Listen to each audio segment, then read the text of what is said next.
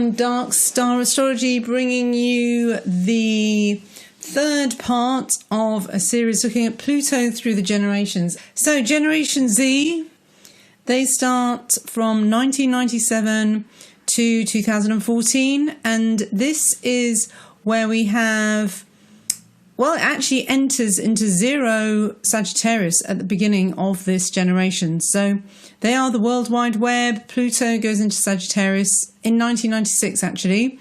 And it takes us to 14 degrees of Capricorn, so in the middle of Capricorn. So what do we get? We get the World Wide Web, globalism, I would say. And this is a subject that I can get right into right from the beginning. This is when there was a concerted, real, I think, agenda for sure, starting very strongly in 1997 to run. Well, this is what a Labour politician said, and I don't know which one it was, but it was in Blair's cabinet at the time, to rub diversity in the face of the Conservative Party. So they basically opened the doors to Europe. We'd already signed into it. And the floodgates were open from then onwards. And it was ironic because at that time we kind of had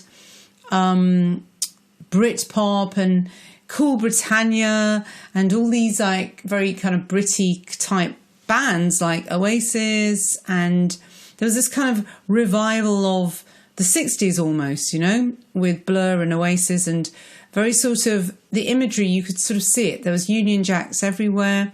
And it's, you know, strange. I guess it was kind of like signalling to the world, like, hey, you know, England, the UK is a cool place to come, and, you know, you can be part of it. So everyone come to the UK, you're really welcome. Now, I know this probably doesn't, I don't know what was going on in America at the same time, but I imagine, because I really think that the two countries are very much in sync. So the powers that be, or whoever wants to really see the downfall of the West, they'd be working on both sides. So in 1996, you had Bill Clinton, didn't you, in the US? Oh, and then after that, 2000, you had Bush, and this was all the 9/11 stuff. So yeah, you had the rise of the neocons as well.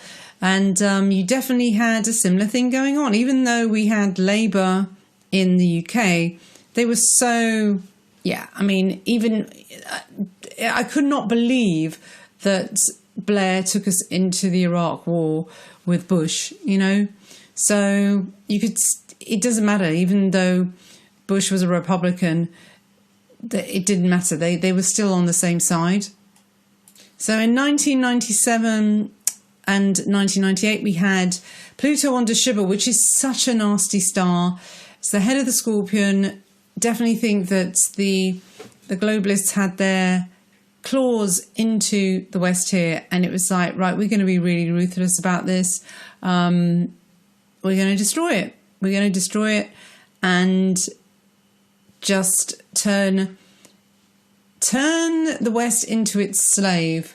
I mean, I know we had this in other generations. I know we had slavery and everything like that. But I just think the turning point when it came to sort of propaganda with Hollywood as well.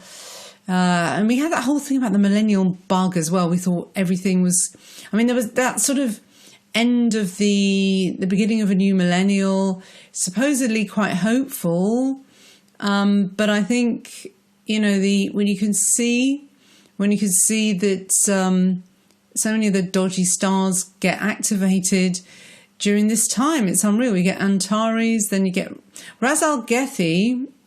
Pluto was on Ra's al Ghul during 9/11, so that was a kneeling man. And then Sabik, which is success in evil deeds. I mean, to me, that's sorcery from the elites, the fake news, and all the wars that came about during that time.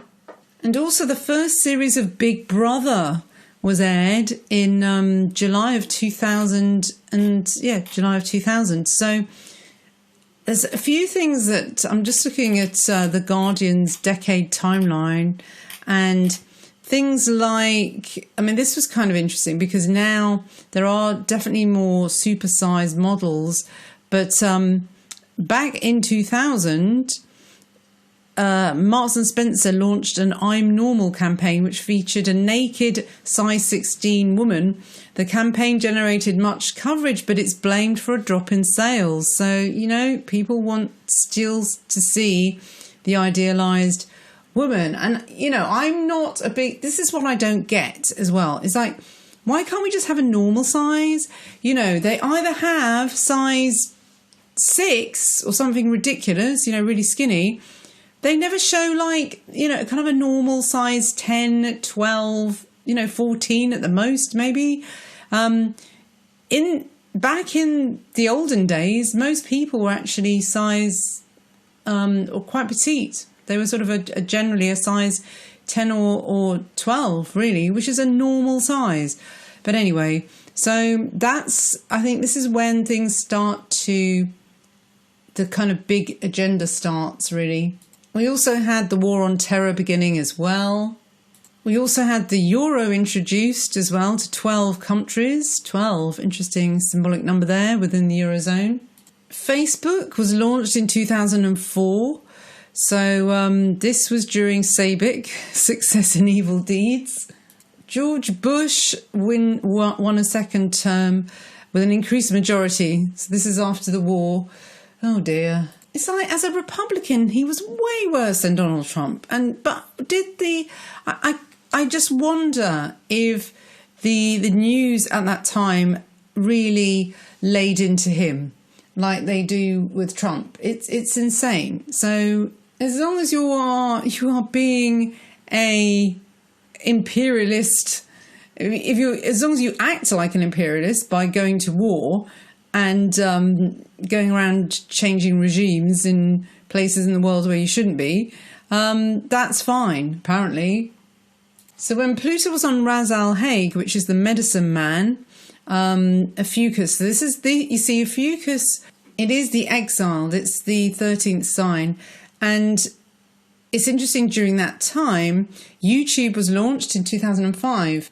So this is kind of like the third eye. This is giving insight into areas that people didn't have insight into before. So people, you know, I've learned so much from YouTubers because I know that they are, at least, you know, a good percentage of them are just people in their, you know, in their bedrooms doing their own research and independent research. And I know it's not going to be part of a bigger agenda. It's not going to be part of a globalist agenda, and it's an education that you wouldn't get. I mean, you might get it through going to university and mixing with lots of different people, but they're all being indoctrinated by the same kind of mindset. So to be able to hear opinions from people all over the world and see, I mean, there's a Russian woman who goes around showing where she lives, and I just think that's so insightful. You would never get that. You would never be able to get an insight into people's lives from all over the world, and it gives you such, I mean, it's a lot of information to take in. So it is kind of like the third eye, you know, this, the little webcam is like the third eye. So that was between 2004 and 2006. So when we had the London bombings as well, so that was the start of Islamic terrorist events that were happening and are still happening in London to this day. Because of course, with Tony Blair taking us into Afghanistan as well, we are targets. Then everything was fine until Pluto into Capricorn in 2008. It wasn't on any particular star, but that's when we had the bank crash. Oh, and just before that, the iPhone was released 2007. So there's the eye as well, the third eye. So yes, I guess that was being developed during the Pluto on Ras Al Haig period. Then also, at the end, in November 2008, the US elects its first black president. So we have Barack Obama coming in then. Then if we jump forward to 2011, we get Pluto on fixed star faces until 2013. That's really the only star we get in Capricorn for Generation Z. And it's the piercing, ruthless star, piercing eye of the Archer. I mean, it just doesn't sound very pleasant, does it? You know, faces. Now, during this time, we had 2012, and there were so many kind of 2012 sort of coming to the end of the Mayan calendar. So there was a lot of doom and gloom about it. Oh, and by the way, just before I talk about that, I also want to mention the Diamond Jubilee of Queen Elizabeth II. That was during 2012, and I just do not remember it. Nothing particularly amazing about it. Oh, actually, yes, I do. My daughter did dress up for school. They did dress up as she dressed up as a hippie, actually, just as things from this century. That was the theme, I think.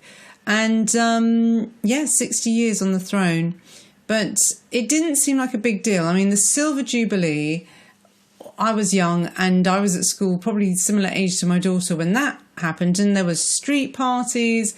It was really, the Union Jack was everywhere. It just felt really, really nice and really like community spirit and a big deal. But this one, not at all. Didn't feel like that at all for me. We had no street parties where we were, because by then there was a real shame on the empire. It was a bad thing. So maybe that's why it wasn't seen as such a big deal. I mean, this was also when the last census was done for London, and I think that's the first time we realised that it was under 50% white British by then. So, why would they be celebrating what they see as this evil colonial power? Now, something else that happened in 2012 was Putin. Vladimir Putin was elected president of Russia, and he's still there. We also had the Olympics in London in 2012, so that was quite a big thing. I did think something weird was going to happen, but it actually didn't. So I don't know whether that was kind of, they changed their mind at the last minute. But Boris was actually the mayor during that time. And also, yes, going back to faces with its penetrating stare and aiming the archer's, arrow, we had a couple of big shootings as well. So there was the one in Colorado during the Dark Knight Rises in the cinema. The shooter is found behind the theatre claiming to be the Joker. And then the Sandy Hook as well. So that was another big shooting. Again, there's been theories about whether that's a false flag as well. And I know that books written about it have been banned off Amazon, so obviously that's a big deal. But yeah, these all happened in 2012. So that kind of gives us a flavour of what was going on during that time. And yeah, I mean, smartphones, that's the major thing, and the World Wide Web. It definitely seems to have more of the flavour of Sagittarius, really, than Capricorn, because even when it does go into Capricorn with the bank crash, it's actually in the sidereal constellation of Sagittarius. So here's what Wiki says about Generation Z. They're the first to grow up with smartphones and social media, since the oldest members were not yet cognizant when the 9/11 attacks occurred. There is no generational memory of a time the United States was not at war with the loosely defined forces of global terrorism. A feeling of unsettlement and insecurity among people of Generation Z with the environment in which they were being raised. The economic recession of 2008 is particularly important to historical events that have shaped Generation Z due to the ways in which their childhoods may have been affected by the recession's shadow, that is, the financial stresses felt by their parents.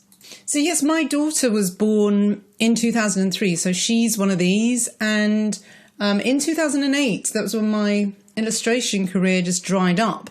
And also divorce was happening then as well.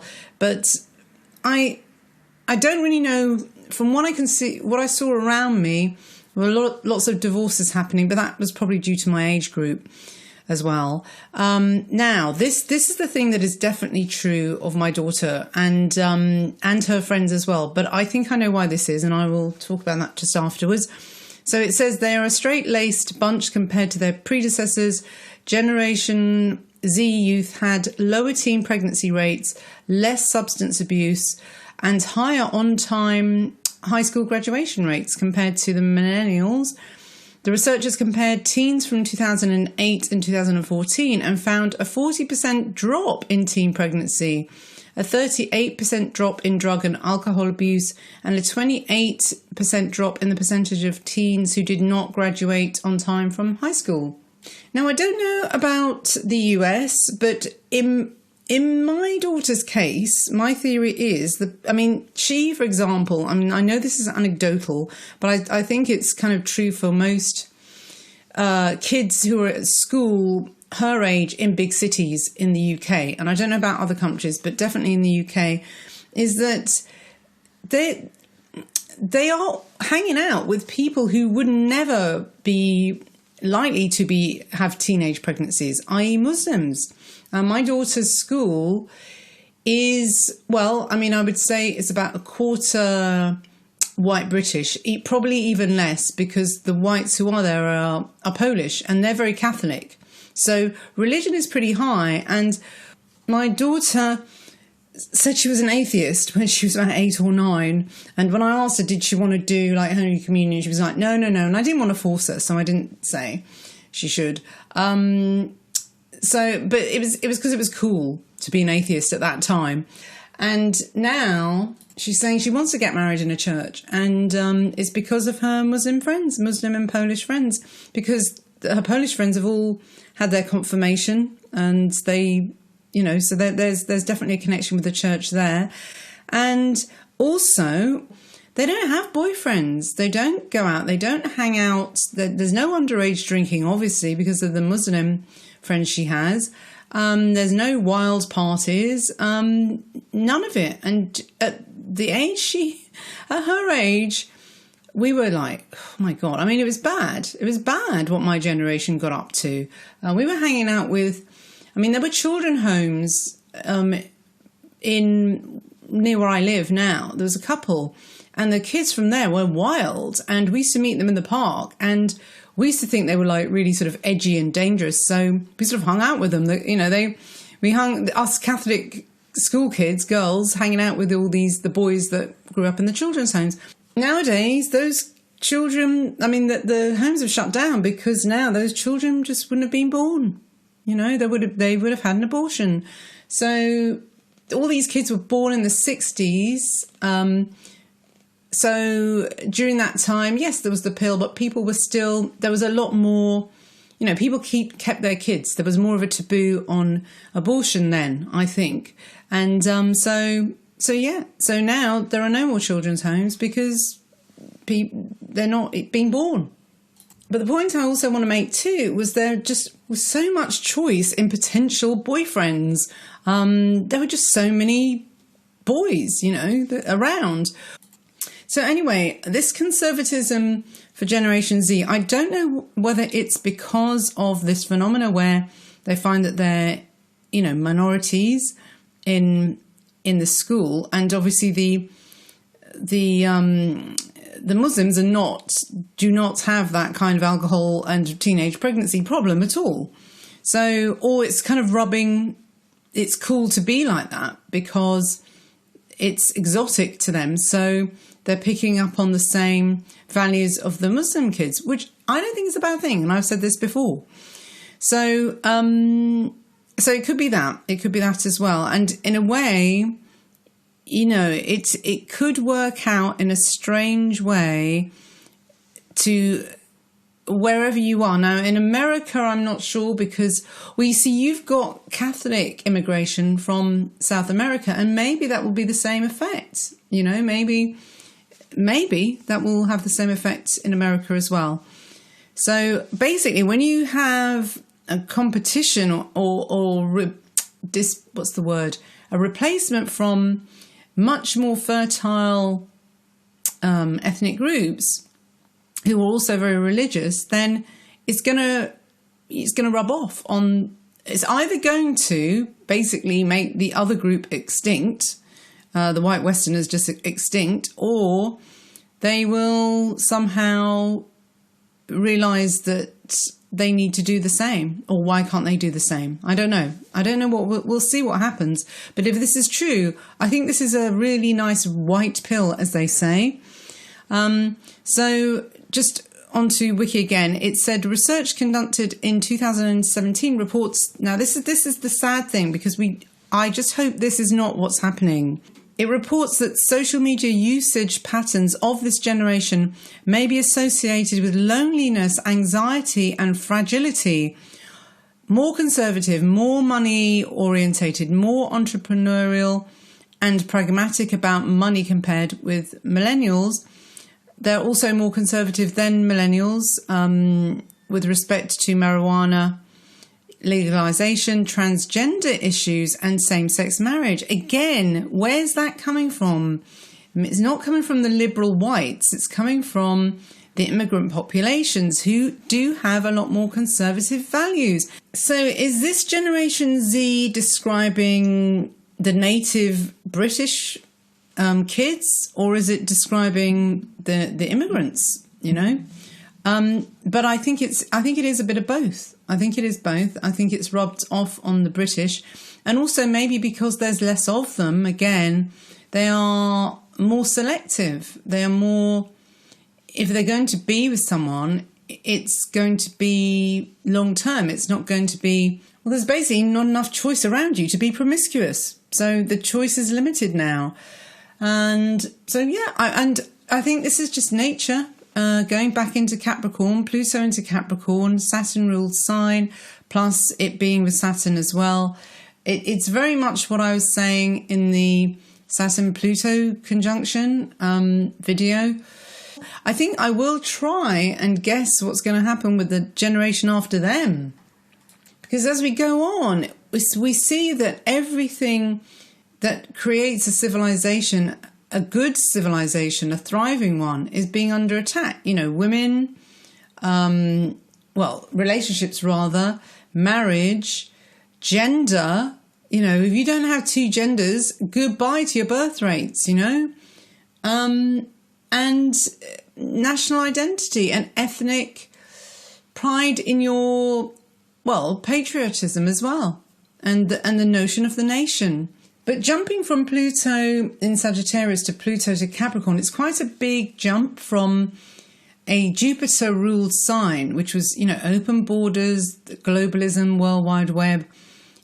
During this generation, you get this switch over to Pluto into Capricorn. And so the next generation will be, I mean, we don't really know, because sometimes it's 30 degrees in a generation, and other times it looks like it's 44 degrees was Generation Z. That's quite a long one, isn't it? Whereas millennials, okay, let's just go back. So baby boomers was 30 degrees. Generation X is 39 degrees. Millennials is 37 degrees. So yeah, it looks like it's between sort of 35 and 40 degrees per generation. So yeah, the generation after Generation Z is going to be half of Capricorn and probably the whole of Aquarius. So that will be interesting, because you think of Aquarius as being this, you know, 60s hippie, this is the dawning of the age of Aquarius, blah, blah. But as you could see with Generation Z, they had a lot of it was Sagittarius, which you'd think was very sort of freedom loving. But it gives us the freedom of the World Wide Web and everything, and globalism. But at the same time, look at the product of that. It seems to have brought these very, Sagittarius is also religion. So it's brought sort of a religious side to this youth as well. I don't like this loneliness and anxiety. This is what I worry about. Because of porn, because of porn on the internet, boys basically doing the whole MGTOW thing, men going their own way. Yeah, I mean, that might happen. It's just they just sit around with pornography and video games and not being able to relate to women at all. And the sexes have been divided like that as well. But I think I will do another one, which will be the generation after that, because we need to know what's going on with Aquarius and whether that's going to be the end of it, because they will be the next. It needs to be turned round, and it's not too late to turn it round. And so I will get on and do the last in the series, but maybe not immediately, maybe in the next couple of weeks. So thanks for listening. All the best. Bye-bye.